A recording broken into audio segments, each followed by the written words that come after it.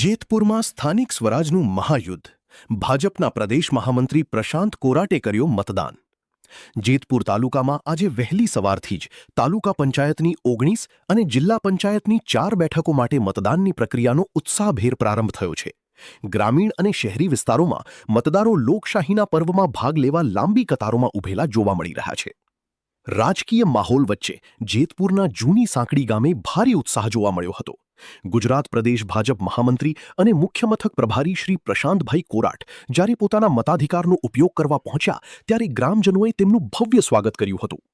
ઢોલ નગારાના તાલે મોટી સંખ્યામાં કાર્યકરો અને ગ્રામજનો સાથે પ્રશાંતભાઈ મતદાન મથક સુધી પહોંચ્યા હતા। જૂની સાંકડી ગામની પ્રાથમિક શાળા ખાતે તેમણે લોકશાહીના પર્વમાં પોતાનું યોગદાન આપી મતદાન કર્યું હતું। ગુજરાતની અંદર સ્થાનિક સ્વરાજની ચૂંટણી છે।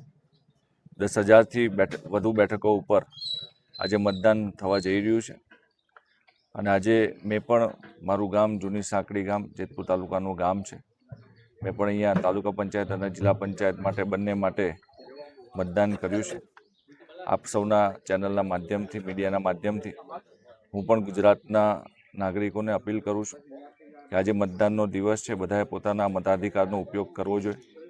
લોકશાહીના પર્વની અંદર મત આપવો એ જરૂરી છે।